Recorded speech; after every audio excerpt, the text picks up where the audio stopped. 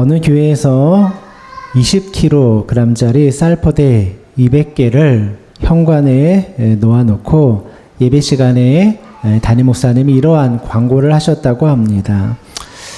예배를 마치고 돌아가실 때 필요한 이웃들에게 쌀을 한 포대씩 가져다 주십시오 라고 광고를 하였습니다. 그랬더니 예배를 마치고 교인들이 몰려와서 쌀 포대를 가져가기 시작하였다고 합니다. 어떤 사람은 양쪽 어깨에 메고 2개씩 들고 가기도 하였고, 어떤 사람은 2포대를 한꺼번에 들고 가는 이도 있었습니다. 심지어 어떤 집사님은 한 포대를 집에 가져다 놓고 또 와서 또 한 포대를 가져가기도 하였습니다. 불과 20분 만에 200포대의 쌀 포대가 모두 나가게 되었습니다. 그리고 다음 주에 목사님은 또 이렇게 광고를 하였다고 합니다. 오늘 집으로 돌아가실 때 현관에 있는 전도지를 몇 장씩 가져가셔서 이웃에게 나눠주시기 바랍니다. 그날 예배를 마친 후에 자발적으로 전도지를 가져간 사람은 몇 명 되지 않았다고 합니다. 쌀을 나눠주라고 하니까 불이 나게 가져가는데 전도지 나눠주라니까 별로 관심이 없다라는 겁니다. 이 이야기는 그만큼 전도하고 복음 전하는 거 쉽지 않다는 것을 보여주고 있죠. 우리는 새생명 축제를 선포하고 이제 예수님의 복음을 위해서 전도하고 있습니다. 매년 느끼는 것이지만 전도는 사람의 힘으로 하는 것이 아니라 하나님의 도우심으로 하는 것이죠. 그러니 여러분들도 전도를 하면서 하나님의 도우심을 구하시기 바랍니다. 특별히 우리 성취교회 가운데 성령의 바람이 불게 하여 주시옵소서. 하나님의 도우심을 구해야 하죠. 교회 안에 성령의 바람이 불고 성령의 능력이 나타날 때 부흥도 자연스럽게 나타나기 때문입니다. 또 이 기간을 통해서 우리들의 믿음을 점검해 보았으면 좋겠습니다. 내가 예수님에 대한 확신이 있는가? 이것을 점검해 보아야 하죠. 내가 확신이 없는데 누군가에게 예수님의 확신을 전해줄 수는 없죠. 내가 먼저 확신이 있어야 전도도 할 수 있는 겁니다. 내가 하나님의 말씀을 모르는데 누군가에게 하나님의 말씀 전해줄 수 없습니다. 그러니 이 기간을 통해서 말씀으로 무장하고 말씀으로 충만하게 되는 기간으로 기회로 삼아야 하는 것이죠. 믿음이라는 것은 주도권을 하나님 앞에 맡겨드리는 것입니다. 그래서 믿음이 좋은 사람은 주도권을 하나님 앞에 완전히 맡겨드리며 살아가는 것이죠. 하나님께서 내 인생의 주인이 되어서 나를 이끌어가도록 하는 겁니다. 우리가 전도할 때도 주도권을 하나님 앞에 맡겨드려야 됩니다. 내가 이끌고 가는 것이 아니라 하나님이 이끌어가는데 내가 따라갈 수 있어야 하는 것이죠. 내가 전도하는 것이 아니라 하나님께서 전도하시는 것입니다. 내가 선교하는 것이 아니라 하나님이 선교를 하시는 겁니다. 그래야지만 어떤 열매가 맺히게 되는 것이죠. 오늘 본문의 말씀을 보면 고린도 전서를 쓴 바울이 나옵니다. 바울은 평생 복음을 위해서 살았던 사람이죠. 바울도 복음을 전하면서 여러 가지 어려움을 당하기도 하였습니다. 그러면서 바울이 전도를 하면서 깨달은 것이 하나 있었습니다. 그것은 절대적으로 하나님만 의지해야 되는구나. 하나님 없으면 아무 열매도 맺을 수 없구나. 그것은 절대적으로 하나님을 의지해야지만 되는 것임을 바울이 깨닫게 되었습니다. 말 그대로 주도권을 하나님 앞에 맡겨드리고 하나님의 인도하심을 받는 것이 중요한 것이죠. 그래서 바울은 오늘 본문 1절의 말씀을 보면 이렇게 고백을 합니다. 형제들아, 내가 너에게 나아가 하나님의 증거를 전할 때에 말과 지혜의 아름다운 것으로 아니하였나니. 1절의 말씀을 보니까요, 바울이 전도할 때 말과 지혜의 아름다운 것으로 하지 않았다, 이렇게 고백을 합니다. 여기서 말과 지혜라는 것은 사람의 말, 그리고 사람의 지혜를 말하는 것이죠. 사람의 언변이나 사람의 지혜를 가지고 전도하지 않았다고 말하는 겁니다. 우리는 보통 누군가에게 전도를 할 때 유창하게 말을 잘해야지 전도할 수 있다라고 생각합니다. 바울도 한때는 말과 지혜로 전도한다 생각하였습니다. 말을 잘해서 논리적으로 철학적으로 상대방을 설득해 보려고 하는 시도도 하였던 것이죠. 그런데 아무리 말을 잘하고 아무리 좋은 이야기를 하여도 사람들이 변화되지 않는 겁니다. 그때 바울이 한 가지 중요한 사실을 깨닫게 됩니다. 사람을 변화시키는 것은 사람의 말이나 사람의 지혜가 아니구나. 이것을 깨닫게 된 겁니다. 하나님의 은혜가 임해야 되고 성령이 역사해야지만 사람이 변화되는구나. 우리도 많은 사람들에게 전도를 하다가 좌절할 때가 많이 있습니다. 아무리 설득해 보아도 마음을 열지 않고 주님 앞에 나오지 않는 모습을 종종 보게 됩니다. 왜 사람들의 마음이 변화되지 않습니까? 그 이유는 사람의 말로 사람을 변화시킬 수 없기 때문입니다. 내가 설득해서 저 사람을 변화시킬 수 없다라는 거예요. 내가 아는 지식이나 지혜로 그 사람을 변화시킬 수 없다라는 거예요. 그래서 우리는 항상 겸손하게 성령의 도우심을 구해야 되는 겁니다. 우리 매일같이 기도하듯이 성령의 인도하심, 성령의 바람이 불고 하나님께서 주도하시는 이 선교가 되기 위해서 기도해야 되는 것이죠. 성령의 바람이 불어오고 성령이 그 마음속에 들어가 주시면 자연스럽게 마음이 녹아내리고 복음을 받아들이고자 하는 목마름이 생겨나게 되는 것입니다. 그때 마음이 무너지고 그때 복음을 받아들이게 되는 것이죠. 그래서 실제로 하나님의 일을 하는 사람들을 보면 말을 잘하지 못하는 사람들이 많이 있습니다. 말과 세상의 지혜로 하나님의 일을 감당하는 것이 아니기 때문이라는 거예요. 하나님 앞에 쓰임받았던 모세, 뭐라고 말했죠? 나는 입이 뻣뻣한 사람이다. 이렇게 고백하였습니다. 모세는 뻣뻣한 입을 가지고 이스라엘 백성들을 이끌고 출애굽의 역사를 이루어갔습니다. 말 잘하지 못하는데 하나님은 모세를 사용하여 주었다는 거예요. 사도 바울도 마찬가지입니다. 사도 바울은 글을 참 잘 쓰는 사람이었다고 해요. 그래서 신약 성경의 많은 서신서 다 사도 바울이 썼죠. 그만큼 글을 잘 쓰는 사람이었어요. 그런데 실제로 사도 바울을 보면은 말은 잘 못하는 사람이었다고 합니다. 그래서 많은 사람들이 사도 바울의 실제의 모습을 보고는 실망하는 사람들이 많았다고 해요.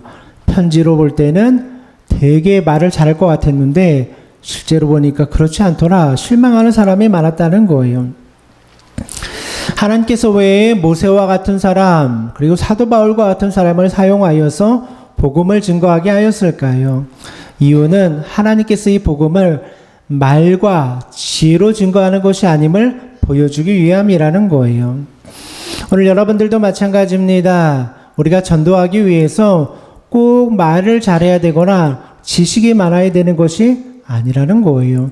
단순한 말 한마디라도 그 안에 성령의 역사하심이 함께하여 주시면 능력으로 나타나게 되는 거예요. 전도지 나누면서 한번 교회 와보십시오 하고 전해 주었는데 그 마음이 감동되어서 주님 앞에 나올 수 있다라는 거예요.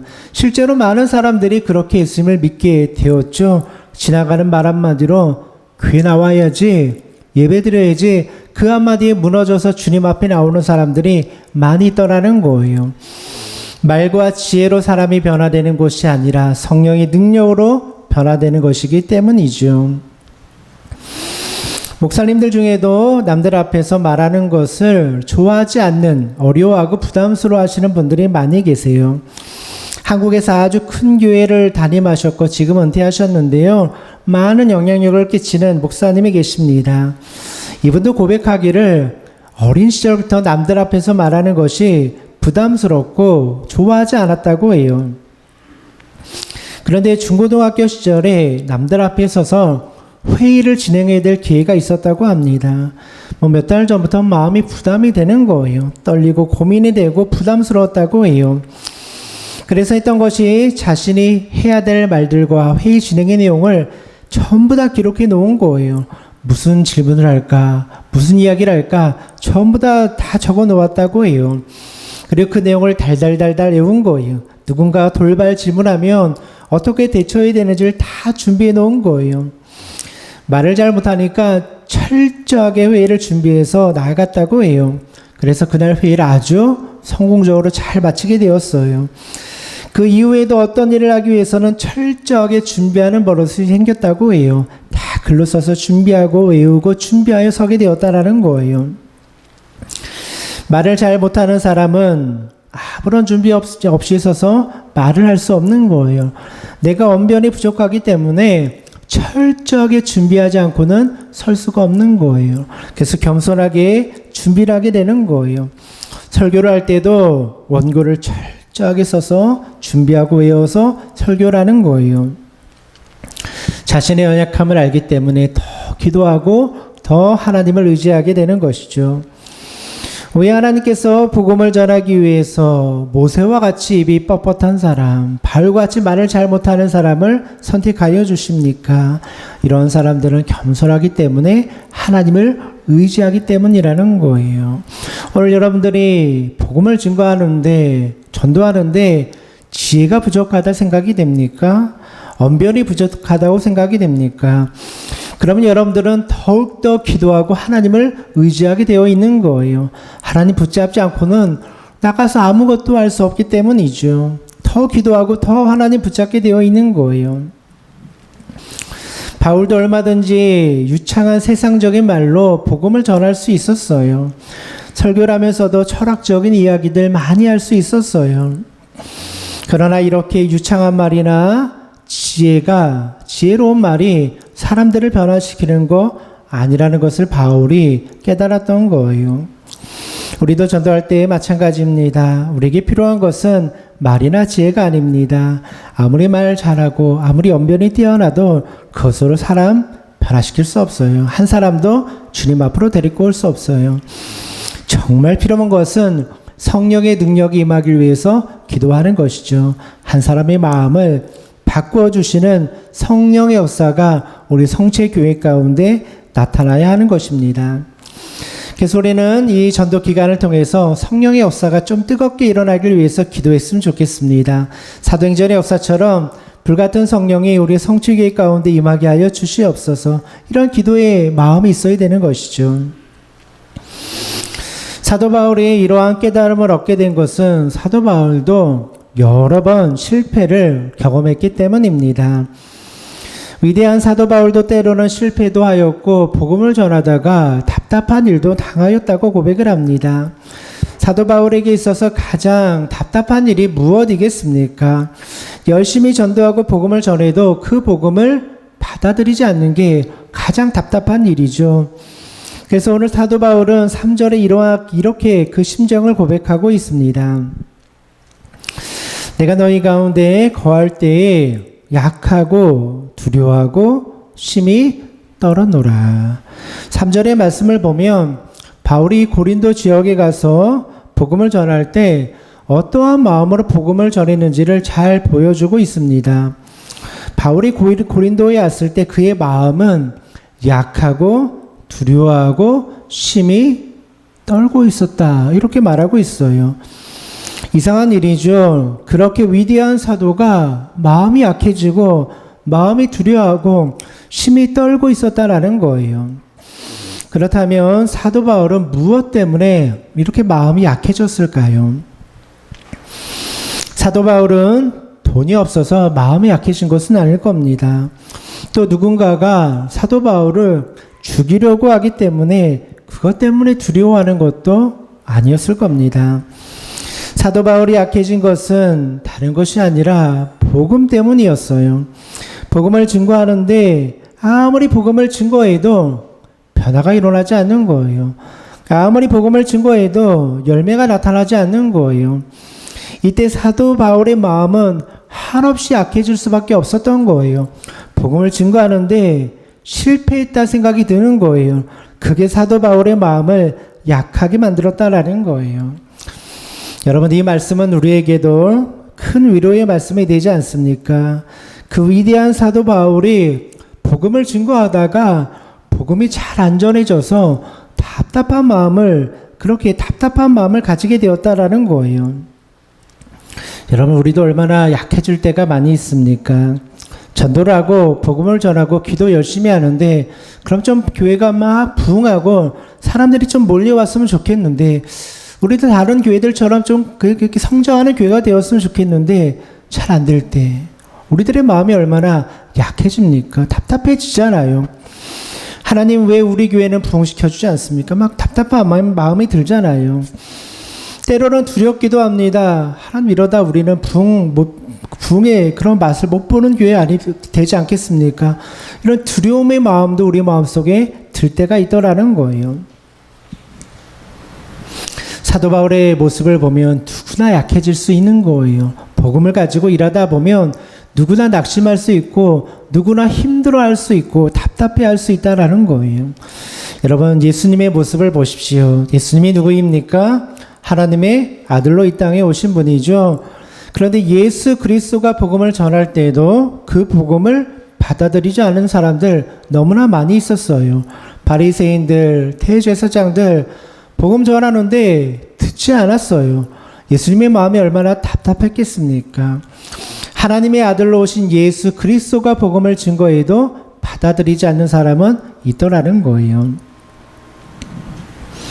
사도 바울도 마찬가지죠. 사도 바울 그 위대한 사도가 복음을 증거하는데 그거 받아들이지 않는 사람들 있었더라는 거예요. 오늘 우리가 세상 가운데 나가서 복음을 증거할 때에도 똑같은 마음을 경험하는 거예요. 나의 마음은 뜨거운 열정이 있고 나의 마음에는 간절한 바람이 있는데 뜻대로 그 열매가 맺히지 않을 때가 있는 거예요. 그래서 마음이 한없이 가난해지고 약해질 때가 있는 거예요. 사도 바울은 복음을 증거하다가 그 마음이 약해졌습니다. 그때 사도 바울이 깨달은 것이 무엇입니까? 사람의 힘으로 사람의 말로 사람 변화시킬 수 없구나. 말과 지혜로 사람 변화시킬 수 없구나. 이거 깨달은 거예요. 사도 바울도 공부 많이 한 사람이죠. 율법 어렸을 때부터 최고의 학벌에서 공부를 한 사람이에요. 철학도 능통하였어요. 바울은 얼마든지 율법을 이야기하고 철학을 이야기할 수 있었어요. 그러나 바울은 이러한 세상적인 말과 지혜가 사람의 마음을 바꿔놓을 수 없구나. 이것을 깨달았던 거예요. 우리가 전도할 때에도 길이 막히면 어떻게 해야 됩니까? 다시 하나님 붙잡아야 되는 거예요.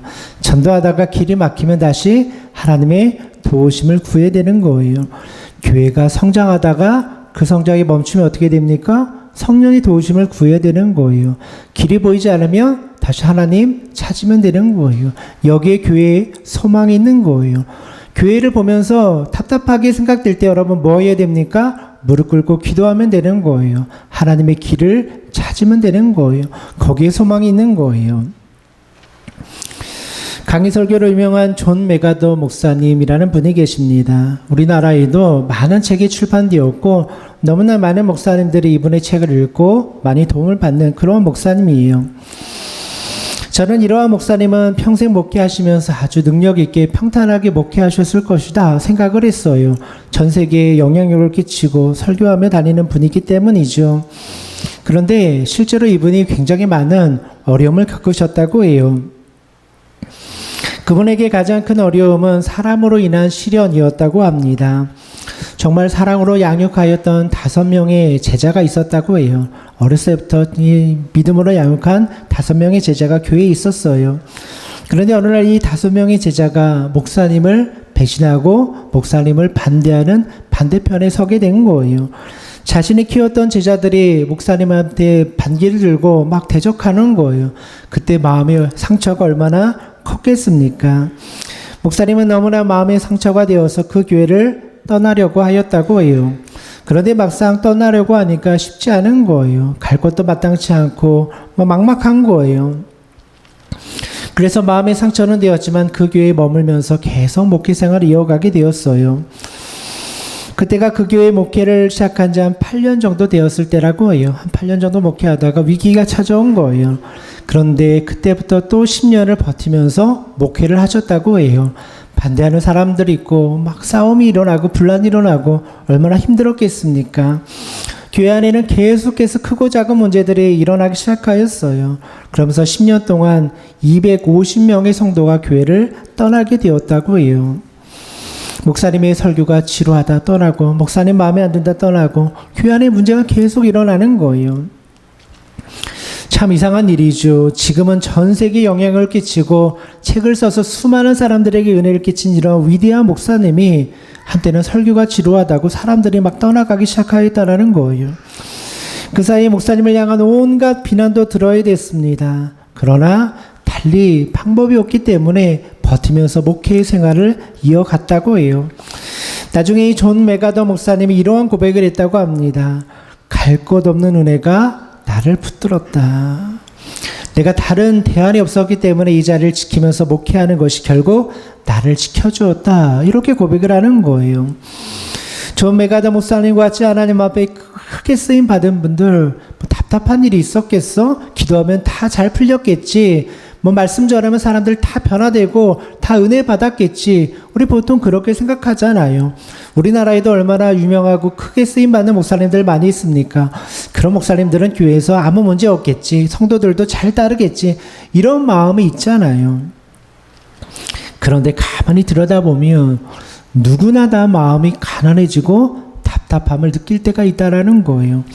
복음을 위해서 일하다가 문제에 부딪혀서 답답한 일을 만날 때가 있다라는 거예요. 아무런 문제가 없이 교회가 술술 성장하고 잘 부흥하면 얼마나 좋겠습니까? 그러나 하나님의 일을 하다 보면 어려움이 다 있는 거예요. 걸림돌이 있는 거예요. 부흥이 잘 안 되는 걸림돌을 만날 때가 있는 거예요. 우리 성체교회도 가만히 돌아보면 얼마나 많이 연약한 부분들이 많이 있습니까? 얼마나 많은 걸림돌이 있습니까? 현실적으로 보면 힘든 부분들 왜 없겠습니까? 그럼에도 불구하고 우리 전도합시다, 부흥을 위해서 기도합시다 말하는 이유가 무엇입니까? 누구나 답답함을 경험하기 때문에 우리 그거 넘어가야 되는 것이죠. 그거 돌파할 수 있는 믿음이 있어야 되는 것이죠. 여러분들도 믿음 생활 하시다가 마음이 약해질 때 많이 있잖아요. 때로는 마음이 막 뜨거워서 열정으로 하나님 섬길 때도 있어요. 그런데 때로는 마음이 다 식어버려서 냉랭하게 하나님을 섬길 때도 있는 거예요. 예배 드리는데 마음이 냉랭해서 뜨거워지지도 않고 그냥 부담감으로 예배 드릴 때도 있잖아요. 기도하는데 기도의 열정이 다 식어버릴 때도 있잖아요. 교회에서 하나님의 일을 할 때도 기쁨이 없이 그냥 습관적으로 힘들다. 내가 왜 나만 이런 봉사해야 돼? 뭐 이런 마음으로 봉사할 때도 있잖아요. 누구에게나 이러한 순간이 찾아오게 된다라는 거예요. 그러나 중요한 것은 이렇게 마음이 약해질 때 내가 그것을 견뎌내는 것, 그 자리를 지키는 것이 중요하다라는 거예요. 마음이 약해질 때 해야 될 일이 뭡니까? 자리를 지키는 거예요. 마음이 냉랭해질 때, 감동이 없을 때 해야 되는 게 뭐예요? 자리를 지키는 거예요. 예배에 감동이 없으면 뭐 해야 하면 됩니까? 예배자의 자리를 지키면 돼요. 그러면 시간이 지나면 감동이 회복이 돼요. 찬양 드리는데 찬양의 은혜가 없어요. 그럼 뭐 해야 됩니까? 찬양의 자리를 지키는 거예요. 그러다 보면 찬양이 살아나는 거예요. 전도하는데 마음이 답답해요. 금년에 좀 부흥할 수 있을까? 좀 성장할 수 있을까? 그때 뭐 해야 돼요? 전도의 자리를 지켜야 되는 거예요. 계속 지키고 하면은 하나님께서 열매를 주시는 거예요. 마음이 답답하고 힘든 거 누구나 경험한다는 거예요. 그때 해야 되는 것이 무엇이냐면 자리를 지키는 거예요. 그러고 있으면 회복의 은혜가 임하는 거예요. 사도 바울도 마음이 약할 때 많았어요. 상처받는 일 얼마나 많았습니까? 동족으로부터 매도 맞고, 그죠? 욕도 먹고 얼마나 힘들었습니까? 사도 바울이 복음을 전하다가 마음이 약해졌을 때, 그때 사도 바울이 중요한 진리 한 가지를 깨닫게 됩니다. 길이 다 막히고 앞이 보이지 않을 때, 그때 깨달은 말씀이 오늘 보면 2절 말씀 가운데 나옵니다. 내가 너희 중에서 예수 그리스도와 그가 십자가에 못 박히신 것 외에는 아무것도 알지 아니하기로 작정하였습니다. 이 사도 바울이 길이 막혔을 때 했던 고백이에요. 너희 중에서 예수 그리스도와 그가 십자가에 못 박히신 것 외에는 아무것도 증거하지 않기로 작정했다. 이게 사도 바울의 고백이에요. 사도 바울의 세상적인 말과 언변, 자신의 지혜와 경험 가지고 하나님의 이 일을 해보려고 했어요. 그런데 아무리 열심히 해도 결과가 없는 거예요. 사람의 말로 변화되지 않는 거예요. 교회가 부흥되지 않는 거예요. 그때 사도 바울이 깨달은 거예요. 사람을 변화시키는 것은 예수 그리스도와 그의 십자가를 고백하는 것이구나. 이것을 깨달은 거예요. 그냥 예수 그리스도 고백하고 선포하고 십자가의 도를 전할 때 사람들이 변화될 수 있다는 것을 깨달은 거예요. 변하고 던지지 말라는 거예요. 돌려 말하지 말라는 거예요. 당신에게 필요한 거 예수 그리스도야. 예수님 믿어야 돼. 예수 그리스도의 십자가가 당신 변화시켜주고 구원해줄 수 있어. 이 직구를 날릴 때 그게 받아들이지 안 받아들이지 열매가 나타나게 된다라는 거예요. 빙빙 둘려가지고 야 교회 한번 제발 나와줘. 교회 나오면 내가 밥 한 번 살게. 비밀 돌려봐야 아무리 세상적인 말로 현혹하고 설득해봐야 안 되더라는 거예요. 여러분 많이 해보셨잖아요. 좋은 말로 이렇게 구워 삶고 저렇게 구워 삶아도 안 되는 거예요. 그 마음속에 하나님을 거부하는 마음이 무너지지 않고는 주님 앞에 나올 수 없는 거예요. 우리가 해야 될 일이 뭡니까? 그래서 예수 그리스도를 선포하는 거예요. 예수 그리스도를 증거하는 거예요. 그리고 기도하는 거예요. 그래서 그의 마음속에 진짜 예수 그리스도가 들어갈 때 변화의 역사가 일어나는 거예요. 교회는 다른 얘기할 필요 없죠. 예수님 증거하는 거. 예수님 믿으면 살고 예수님 안 믿으면 죽는다. 예수님 믿으면 천국 가고 예수님 안 믿으면 지옥 간다. 이거 증거하는 거예요. 뭐 교양적인 말하고 세상적인 가르침하려고 교회에 있는 거 아니라는 거예요. 사도 바울은 아주 단순한 진리를 깨달은 거예요. 길이 막히고 안 되니까 그때 예수 그리스도 붙잡은 거. 예수님만을 붙잡고 나가니까 변화가 일어나기 시작하더라는 거예요. 이 말씀은 오늘 우리에게도 그대로 적용이 되는 말씀이죠. 여러분 전도하다가 답답하고 전도하다 안 되고 뭐 해야 됩니까? 오직 예수 그리스도 붙잡고 기도하는 거예요. 주님이 내 심령 가운데 임하도록 기도해야 되는 거예요. 다시 예수님으로 돌아가고 다시 십자가로 돌아가야 되는 거예요. 여러분 내가 먼저 예수 그리스도로 충만해지면 자연스럽게 능력이 나타나게 되는 거예요. 내가 정말 예수 그리스도의 십자가가 믿어지면 그 믿음을 통해서 회개가 터져나오게 되는 거예요. 우리는 전도하기 위해서 그래서 내가 먼저 복음으로 돌아가야 돼요. 이 기간을 통해서 여러분 정말 잘 한번 점검해 보세요. 나는 진짜 십자가로 살아가고 있는가? 진짜 예수님 의지하고 살아가는가? 진짜 예수님 만나고 살아가고 있는가? 이거 점검해 보는 기간이 되는 거예요. 나가서 전도하기 전에 내 믿음을 점검해 보는 기회가 되어야 하는 것이죠. 교회가 세상 가운데 보여줄 수 있는 거, 십자가의 능력, 예수 그리스도의 능력이라는 거예요. 위대한 교회의 지도자였던 교부 어거스틴이 있습니다. 젊은 날에 세상적인 즐거움 많이 즐기며 살았다고 하죠. 온갖 세상적인 즐거움 다 즐기며 살았어요. 그러다 예수님 믿고 변화되었어요. 정말 예수님 만나고 삶이 완전히 바뀌었어요. 어거스틴이 변화받은 다음에 하루는 길을 가고 있는데 세상 친구가 손을 흔들며 부르더라는 거예요. 당신 어거스틴이 아닙니까? 왜 요즘은 놀러 오지 않습니까? 왜 요즘은 우리 가게 오지 않습니까? 그게 손짓하며 부르더라는 거예요. 그때 어거스틴이 그 사람에게 이렇게 말했다고 합니다. 당신이 전에 알고 있던 어거스틴은 이미 죽었습니다.